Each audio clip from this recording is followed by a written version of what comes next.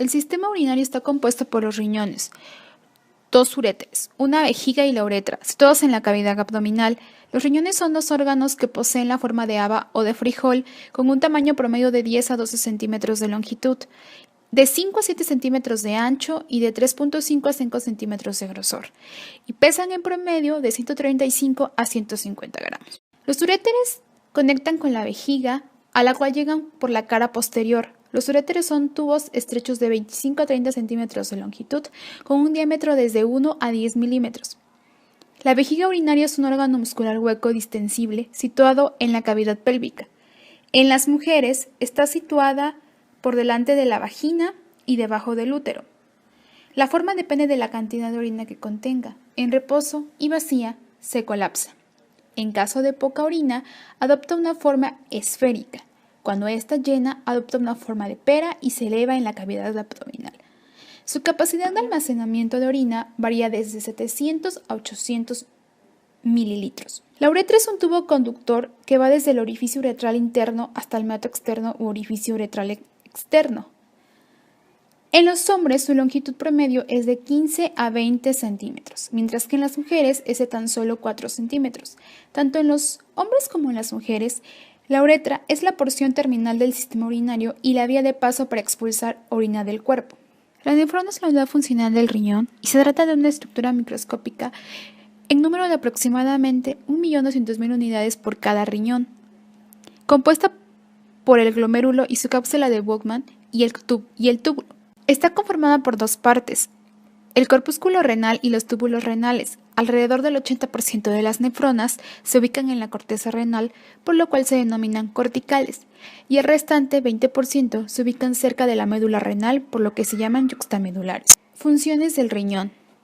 Las funciones del riñón, entre las cuales destacamos excreción de productos de desecho del metabolismo, por ejemplo, urea, creatinina y fósforo. Regulación del medio interno cuya estabilidad es imprescindible para la vida. Equilibrio hidroelectrolítico y ácido-base. Función endocrina. Síntesis de metabolitos activos de la vitamina D, sistema renina-angiotensina, síntesis de eritropoyetina, quininas y prostaglandinas.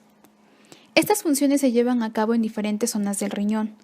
Las dos primeras, es decir, la excretora y reguladora del medio interno, se consiguen con la formación y eliminación de una orina de composición adecuada a la situación y necesidades del organismo. A través de la orina eliminamos residuos en el trabajo celular, sustancias indeseables y exceso de agua en la sangre. Es un líquido de color más o menos amarillento, cuya densidad y cantidad depende de cada organismo, su equilibrio y la cantidad de agua ingerida y las actividades realizadas. Diariamente y en condiciones normales, un adulto elimina entre 1.200 y 1.500 litros de orina, de los cuales una orina de una persona sana está compuesta por 95% de agua, 3% de urea, 2% de sustancias minerales, de las cuales se desprenden sodio, potasio, cloro, fosfato, sulfato y otros. La nefrona tiene un papel vital en la formación de los desechos urinarios. Es allí donde realmente se seleccionan las sustancias que más tarde, tras recorrer un sinuoso camino, se transformarán en orina. Filtración. Ocurre en el glomérulo. La mayor parte de la sangre es filtrada por la membrana glomerular. Luego pasa hacia la cápsula de Bowman y toma el nombre de filtrado glomerular. La composición de este filtrado es la misma de la sangre, excepto por la ausencia de proteínas y células sanguíneas. Gran parte del volumen de agua y solutos filtrados por el glomérulo son reabsorbidos en el túbulo renal. Si no fuera así, y teniendo en cuenta el filtrado glomerular normal, el volumen diario de orina excretada podría llegar a 160 litros, en lugar del 1,5 litros habitual. En el túbulo proximal se reabsorbe del 65 al 70% del filtrado glomerular. Esto se produce gracias a una reabsorción activa de sodio en este segmento, que arrastra de forma pasiva el agua. Además de sodio y agua, en este segmento se reabsorben gran parte del bicarbonato, de la glucosa y aminoácidos filtrados por el glomérulo. El asa de Henle tiene como función, por sus características específicas, el crear un intersticio medular con una osmolaridad creciente a medida que nos acercamos a la papila renal. En este segmento se reabsorbe un 25% del cloruro sódico y un 15% del agua filtrados, de tal forma que el contenido tubular a la salida de este segmento es hiposmótico respecto al plasma. El túbulo distal, además de secretarse potasio e hidrogeniones, se reabsorben fracciones variables del 10% de sodio y 15% de agua restantes del filtrado glomerular. Reabsorción tubular. Como el sistema tubular está rodeado de capilares, estos reabsorben gran parte del filtrado glomerular, incorporando nuevamente a la sangre compuestos como la glucosa, vitaminas, electrolitos, etc., mientras que las sustancias de desecho permanecen en la luz tubular. Un 80% de la reabsorción del agua ocurre en la primera porción de los túbulos renales, mediante osmosis, y el 20% restante se reabsorbe en las regiones más lejanas de los túbulos, reabsorción facultativa, y depende de las necesidades del organismo.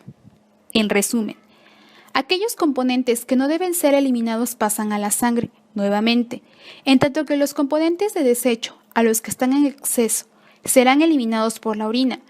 Este proceso está regulado, entre otros, por la hormona antidiurética o vasopresina. Por lo tanto, la orina es el resultado principalmente de un filtrado y de pequeñas cantidades de compuestos que son secretados. El estrés metabólico del ejercicio puede afectar la capacidad del riñón para mantener el volumen y la homeostasis electrolítica. Como resultado pueden ocurrir anomalías pequeñas en la función renal, como hipovolemia, pérdida de electrolitos, hipercalemia y acidosis láctica. Adicionalmente, los efectos directos y hormonales del ejercicio en los riñones pueden provocar hematuria y proteinuria. Estos efectos en el riñón pueden poner en riesgo la vida del deportista. La atención óptima no solo incluye el diagnóstico y tratamiento, sino también la educación del paciente sobre la adecuada hidratación y otras medidas preventivas. Depresión electrolítica e hipovolemia. El ejercicio causa hipovolemia en proporción a la cantidad de agua perdida. Cuando una persona se ejercita en un día caliente, la pérdida de sudor puede exceder hasta 12 litros por hora. Adicionalmente, la osmolaridad plasmática y la concentración de sodio se pueden incrementar porque el sudor es hipotónico relativamente al plasma. Se desarrolla hipovolemia en aquellos atletas que consumen alcohol, pues este bloquea el efecto de la hormona antidiurética en el riñón, exacerbando la hipovolemia inducida por el ejercicio. La pérdida de volumen durante el ejercicio se acompaña de aumento en el fluido sanguíneo, tanto en músculo como en piel. La capacidad para tolerar estos cambios depende de la función cardiovascular y del condicionamiento del deportista. La pérdida de agua y electrolitos lleva a complicaciones como calambres musculares, golpe de calor y agotamiento.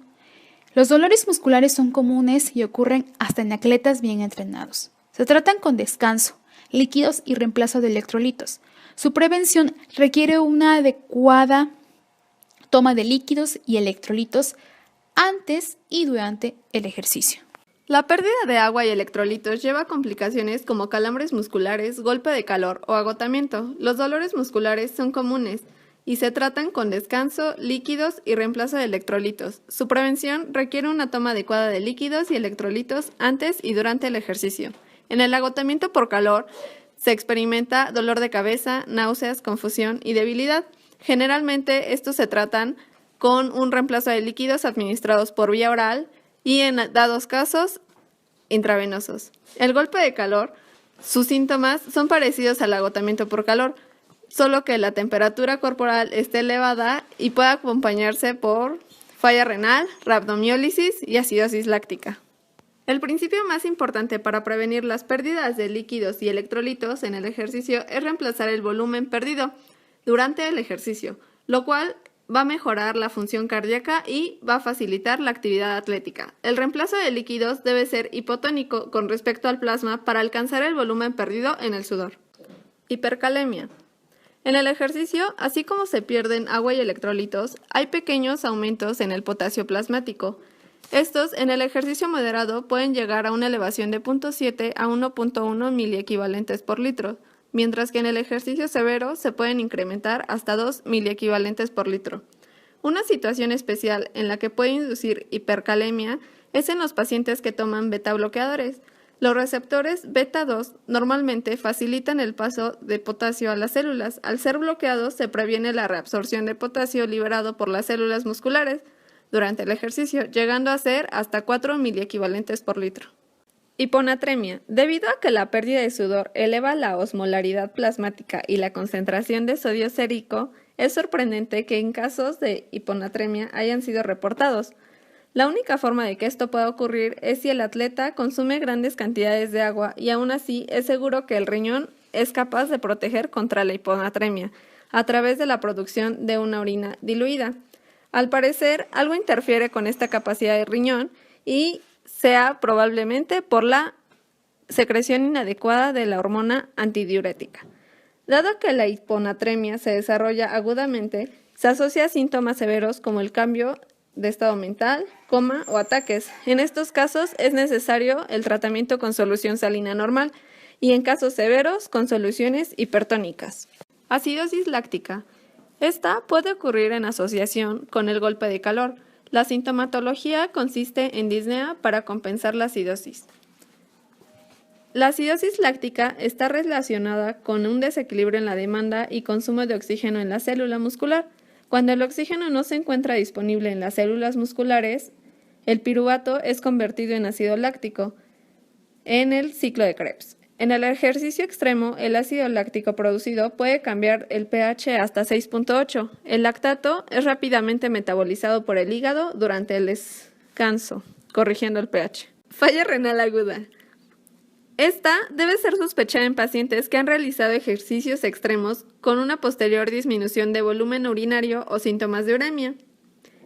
Este mecanismo combina efectos de hipovolemia y la rhabdomiólisis. La hipovolemia lleva a isquemia renal y a disminución de flujo en los túbulos renales. Esto resulta en un aumento en la concentración de mioglobina que predispone a la necrosis tubular. Los signos y síntomas de la rhabdomiólisis incluyen dolor muscular difuso, hipercalemia, hiperfosfatemia, hipocalcemia e hiperuricemia, y en dados casos la orina puede ser roja. Las enzimas musculares están aumentadas en la sangre, lo que dará el diagnóstico definitivo. Algunos factores que predisponen a la rhabdomiólisis son la hipofosfatemia, hipocalemia e ingestión de alcohol o cocaína. Fisiología renal.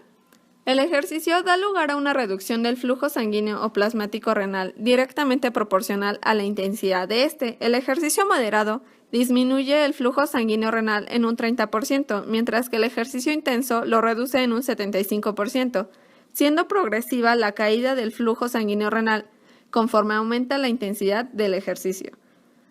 Se ha sostenido que la hiperhidratación previa al ejercicio puede minimizar el efecto del ejercicio sobre el flujo renal. Sin embargo, se ha comprobado que esto es un efecto mínimo. Los individuos hipohidratados tienen un déficit de líquido de un 4 a un 8% del peso corporal, pero pueden experimentar una mayor caída de la perfusión renal que los normohidratados. Al reducirse el flujo sanguíneo renal con el ejercicio, también disminuye el filtrado glomerular. Sin embargo, el filtrado glomerular disminuye relativamente menos que el flujo plasmático. Con el ejercicio intenso, este puede caer a un 50% de su valor inicial. La fracción de filtración se eleva durante el ejercicio paralelamente a la disminución del filtrado glomerular. Durante ejercicios suaves e intensos, el aumento de la fracción de filtración es del 15 y del 67%. Los cambios de flujo urinario dependen del filtrado glomerular, la reabsorción tubular de agua, la secreción de solutos y los niveles circulantes de la hormona antidiurética. La hormona antidiurética es la más importante, ya que la disminución de la excreción urinaria de agua es un mecanismo protector contra una pérdida hídrica excesiva. La respuesta de la ADH al ejercicio depende del estado de hidratación del individuo, así como la intensidad y la duración del ejercicio. Por lo general, el ejercicio intenso inhibe la excreción de electrolitos como sodio, cloro, calcio y fósforo. El ejercicio provoca una mayor liberación de renina por estimulación beta-adrenérgica. La producción subsecuente de angiotensina promueve la secreción de aldosterona en la corteza adrenal. Esta cascada muestra el papel del sistema endocrino en el control del volumen de líquido extracelular del sodio extracelular y de la producción de orina. Durante el ejercicio se han evidenciado en la orina más leucocitos, eritrocitos y células epiteliales por campo. Proteinuria. La proteinuria post-ejercicio es relativamente frecuente. Su incidencia, sin embargo, es variable y se asocia con mayor frecuencia a ejercicios intensos, más que prolongados. Se asocia de forma más consistente con un esfuerzo máximo en un corto periodo de tiempo. Tanto el flujo sanguíneo renal como el filtrado glomerular disminuyen durante el ejercicio, aunque relativamente menos el filtrado glomerular. Como resultado, aumenta la fracción de filtración, facilitando la difusión de macromoléculas en el interior de la luz tubular. La mayor actividad de la renina plasmática durante el ejercicio, junto a la intervención de la calicreína del sistema de las quininas, pueden favorecer también la permeabilidad de la membrana glomerular. Durante el ejercicio ligero o moderado, predomina la proteinuria de tipo glomerular. La observada tras el ejercicio intenso, exhaustivo y de corta duración es de tipo mixto glomerulotubular. Los mecanismos implicados parecen ser el aumento de la permeabilidad glomerular y la alteración de la reabsorción tubular de las proteínas plasmáticas. La proteinuria inducida por el ejercicio puede reproducirse en un sujeto ante un nivel de esfuerzo determinado y posiblemente ante grados de esfuerzo variables. Sin embargo, no existen pruebas de que los individuos con proteinuria inducida por el ejercicio tengan mayor riesgo de desarrollar una enfermedad renal crónica o deban limitar su actividad física. Hematuria. La hematuria del ejercicio puede ser macroscópica o microscópica. Aparece tanto en el deportista principalmente como en el entrenador y se denomina con frecuencia hematuria deportiva. La hematuria del ejercicio de los deportes suele desaparecer en 1 o 2 días, aunque puede reaparecer. Las causas de la hematuria deportiva pueden clasificarse en función del lugar de la lesión, riñón o vejiga, y del deporte que la provoca, contacto versus no contacto. El flujo sanguíneo renal y el filtrado glomerular disminuyen proporcionalmente a la intensidad del ejercicio. Esta disminución es el resultado de la vasoconstricción renal para redistribuir el flujo sanguíneo hacia el músculo esquelético. En consecuencia, la nefrona sufre una lesión hipóxica con el subsiguiente aumento de la permeabilidad glomerular y la excreción de eritrocitos a la orina. La vasoconstricción renal, más pronunciada en la arteriola glomerular eferente, provoca un aumento de la presión de filtración y de la fracción de filtración, mientras que el éxtasis en los capilares glomerulares también favorece el paso de glóbulos rojos a la orina. La hematuria de los deportistas es proporcional a la duración y a la intensidad de su esfuerzo. Una orina normal, al repetir el análisis a las 24 o 72 horas, confirmará la presencia de una hematuria deportiva y descartará otros procesos patológicos en los individuos menores de 40 años. Sin embargo, si la hematuria micro o macroscópica recurre o se hace persistente, no puede excluirse el desarrollo subsiguiente de otra patología y por tanto podría estar justificado repetir los estudios. Los deportistas con una hematuria deportiva comprobada pueden continuar con el ejercicio, pero se les debe recalcar que mantengan una hidratación adecuada a base de abundantes líquidos y recomendar que no orinen justo antes de una carrera.